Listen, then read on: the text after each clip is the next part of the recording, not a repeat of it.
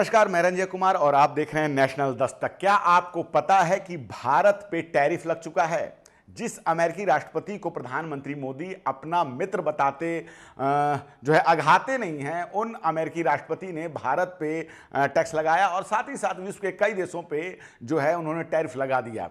26% का टैक्स लगा है, टैरिफ है। पहले तो हम आपको बता दें टैरिफ क्या होता है। टैरिफ एक प्रकार का शुल्क है। जब कोई देश व्यापार करता है तो आयात और निर्यात करता है। ऐसे में हर कंट्री जो है, हर देश अपने बाहर से आने वाले उत्पादों पे शुल्क लगाती है। पहले ये शुल्क अमेरिका काफ़ी कम वसूलता था, लेकिन अब वो कह रहा है कि भाई हम भी अपने उत्पादों पे, जो हमारे बाजार से जब कोई सामान जाता है, जब उस पर टैरिफ लगाया जाता है, ऐसे में हम भी टैरिफ और ज़्यादा लगाएंगे।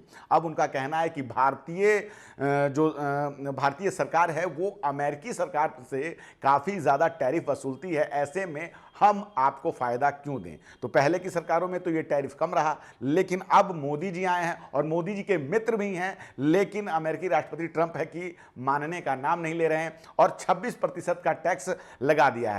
फिलहाल जो है गोदी मीडिया इस खबर में लगा हुआ है कि कैसे वक्फ से फायदा हो सकता है, वक्फ के द्वारा क्या किया है मोदी जी ने, और इसके द्वारा जो है अपने विरोधियों को पटकनी दे दी है। इस पे लगातार खबरें बन रही है।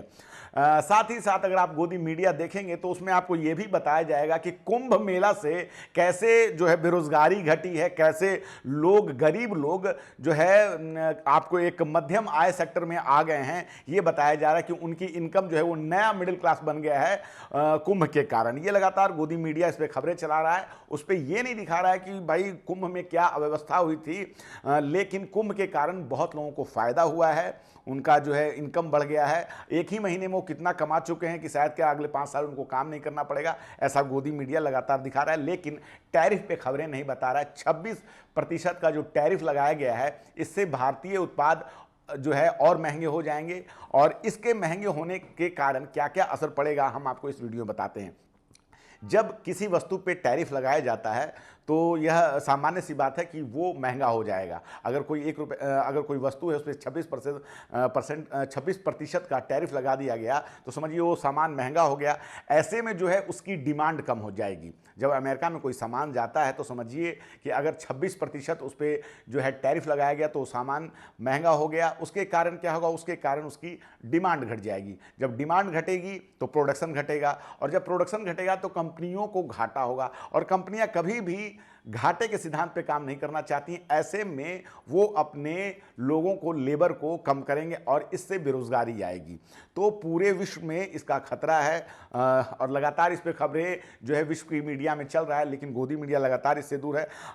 शुरू में ये खबर आई कि फार्मा सेक्टर और जो सेमीकंडक्टर है, जो इंडिया का ये एक बहुत बड़ा बाजार है, इसको टैरिफ से बाहर रखा गया है। लेकिन गुरुवार की शाम को अमेरिकी राष्ट्रपति डोनाल्ड ट्रंप ने कहा कि नहीं, उसके ऊपर भी हम टैरिफ लगाएंगे, और साथ ही साथ ये भी कहा कि अप्रत्याशित सीमा में हम लगाएंगे, यानी कि हम एक अच्छी खासी सीमा में उस पर टैरिफ लगाएंगे। और जब पहले दिन जब ये 2 अप्रैल के आसपास टैरिफ लगाया गया था, तब तो फार्मा सेक्टर में कोई गिरावट नहीं आई, लेकिन गुरुवार की शाम को जैसे ही खबर आई कि अमेरिकी राष्ट्रपति और फार्मा सेक्टर पे भी टैरिफ लगाने वाले हैं, तो उसके बाद जो है फार्मा सेक्टर में भी गिरावट आ चुकी है। हम आपको बता दें कि 13 अरब अमेरिकी डॉलर का व्यापार है फार्मा सेक्टर का, भारत का 13 अरब अमेरिकी डॉलर का व्यापार है। और जैसे ही ये खबर आई है उसके बाद से निफ्टी में 4% का, सन फार्मा में 3.5%, सिप्ला में 6% का, और लुपिन इंडिया जो है उसमें 6.5% में 6.5% का गिरावट आ गया है। सिर्फ खबर आने के मात्र से शेयर मार्केट में इतनी गिरावट हो सकती है। सोचिए जब ये लागू हो जाएगा तब किस तरह से भारतीय बाजार जो है धाराशायी हो जाएंगे। लेकिन इसके ऊपर भारतीय सरकार कोई जवाब नहीं दे रही है। चाइना ने तो 34% का कर भी लगा दिया है। उनका कहना है कि अगर अमेरिका हमारे ऊपर कोई टैरिफ लगाता है तो हम भी जवाबी कार्रवाई करेंगे। साथ ही साथ चाइना के राष्ट्रपति ने कहा है कि WTO के जो नियम है उसका ये उल्लंघन है। WTO एक व्यापारिक संस्था है जो विश्व में व्यापारिक नियमों को देखती है। और साथ ही साथ हम आपको ये बता दें कि वाणिज्य मंत्रालय जो कि पीयूष गोयल संभालते हैं, पीयूष गोयल के अगर आप ट्विटर हैंडल पर जाएंगे तो आप देखेंगे कि उन्होंने 14 ट्वीट को रीट्वीट किया है, लेकिन उसमें कहीं भी टैरिफ से जुड़ी खबरें नहीं हैं। वो लगातार जो है अन्य खबरों को ट्वीट कर रहे हैं, लेकिन टैरिफ से जुड़ी खबरों पे उसके भारतीय बाजार पे क्या असर आएगा इस बारे में वो कोई बात नहीं कर रहे हैं। कहीं ना कहीं उन खबरों को छुपा लिया गया है और लगातार वक्फ पर और हिंदू मुस्लिम पर और कुंभ पर और तमाम खबरें जो है आपको दिखाई जा रही है गोदी मीडिया पे। लेकिन इसी बीच ये खबर आई और भारतीय बाजार किस तरह से धीरे धीरे धाराशायी हो रहा है इस बारे में कोई बात नहीं कर रहा है। और एक चीज़ हम आपको और बताना चाहेंगे कि किस प्रकार से अब जेम्स एंड ज्वेलरी सेक्टर जो है उसके ऊपर भी 26% का कर लगाया जाएगा।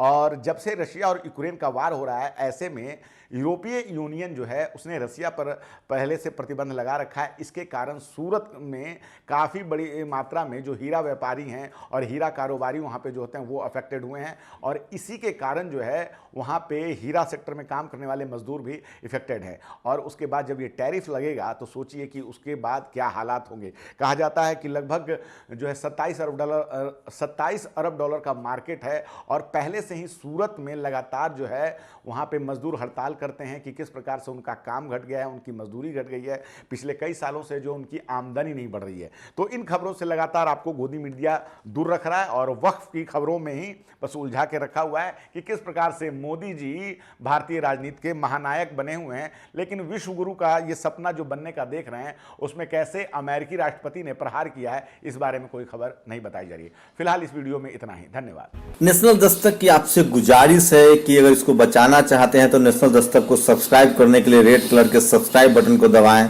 फिर बेल आइकन की घंटी दबाएं। नेशनल दस्तक को बचाने के लिए बहुत जरूरी है कि हर खबर को शेयर करें, लाइक करें, कमेंट जरूर करें।